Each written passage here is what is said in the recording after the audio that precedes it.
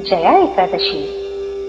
युधिष्ठिर ने भगवान श्री कृष्ण से पूछा, भगवान कृपा करके यह बताइए कि माघ मास के शुक्ल पक्ष में कौन सी एकादशी होती है, उसकी विधि क्या है तथा उसमें किस देवता का पूजन किया जाता है।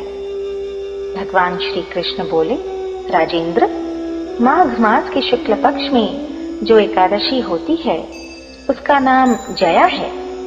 वह सब पापों को हरने वाली उत्तम तिथि है। पवित्र होने के साथ ही पापों का नाश करने वाली तथा मनुष्यों को भोग और मोक्ष प्रदान करने वाली है। इतना ही नहीं, वह ब्रह्म हत्या जैसे पाप तथा पिशाचत्व का भी विनाश करने वाली है। इसका व्रत करने पर मनुष्यों को कभी प्रेत योनि में नहीं जाना पड़ता।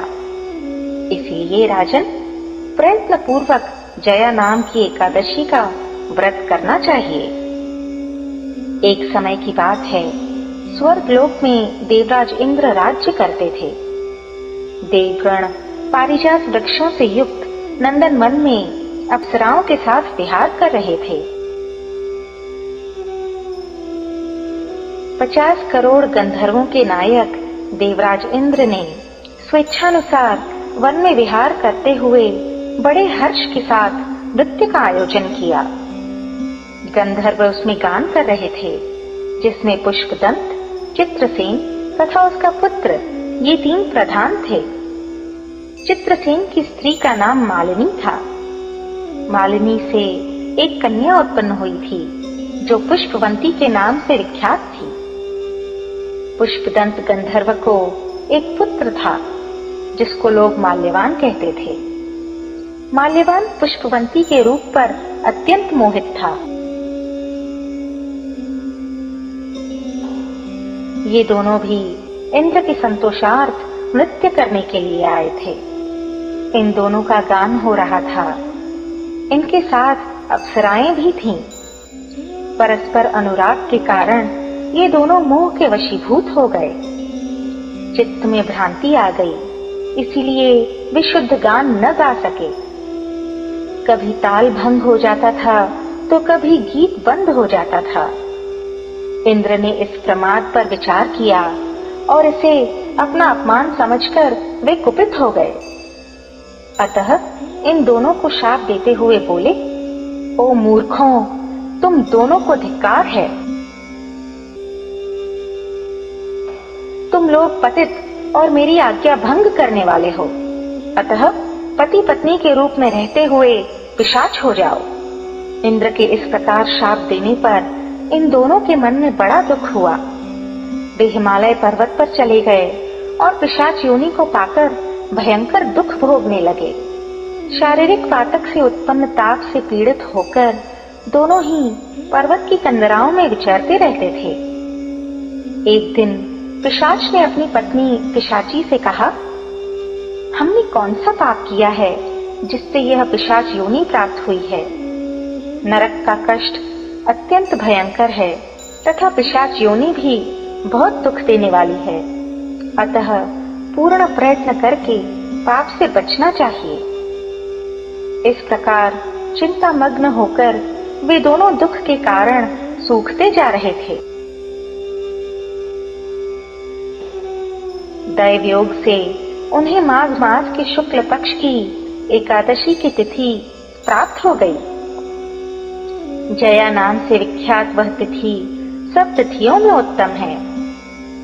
उस दिन उन दोनों ने सब प्रकार के आहार त्याग दिए, जलपान तक नहीं किया, किसी जीव की हिंसा नहीं की, यहाँ तक कि खाने के लिए फल तक नहीं काटा। निरंतर दुख से युक्त होकर वे एक पीपल के समीप बैठे रहे। सूर्यास्त हो गया। उनके प्राण हर लेने वाली भयंकर रात्रि उपस्थित हुई। उन्हें नींद नहीं आई। वे रति या और कोई सुख भी नहीं पा सके। सूर्योदय हुआ। द्वादशी का दिन आया। इस प्रकार उस पिशाच दंपति के द्वारा जया के उत्तम व्रत का पालन हो गया। उन्होंने रात में जागरण भी किया था। उस व्रत के प्रभाव से तथा भगवान विष्णु की शक्ति से उन दोनों का पिशाचत्व दूर हो गया। पुष्पवंती और माल्यवान अपने पूर्व रूप में आ गए। उनके हृदय में वही पुराना स्नेह उमड़ रहा था। उनके शरीर पर पहले जैसे ही अलंकार शोभा पा रहे थे। वे दोनों मनोहर रूप धारण करके विमान पर बैठे और स्वर्गलोक में चले गए। वहां देवराज इंद्र के सामने जाकर दोनों ने बड़ी प्रसन्नता के साथ उन्हें प्रणाम किया। उन्हें इस रूप में उपस्थित देखकर इंद्र को बड़ा विस्मय हुआ। उन्होंने पूछा, बताओ, किस पुण्य के प्रभाव से तुम दोनों का पिशाचत्व दूर हुआ है? तुम मेरे शाप को प्राप्त हो चुके थे, फिर किस देवता ने तुम्हें उससे छुटकारा दिलाया है? माल्यवान बोला, स्वामिन, भगवान वासुदेव की कृपा तथा जया नामक एकादशी के व्रत से हमारा पिशाचत्व दूर हुआ है। इंद्र ने कहा, तो अब तुम दोनों मेरे कहने से सुधा पान करो। जो लोग एकादशी के व्रत में तत्पर और भगवान श्री कृष्ण के शरणागत होते हैं, वे हमारे भी पूजनीय होते हैं। भगवान श्री कृष्ण कहते हैं, राजन, इस कारण एकादशी का व्रत करना चाहिए। नृपश्रेष्ठ, जया ब्रह्म हत्या का पाप भी दूर करने वाली है।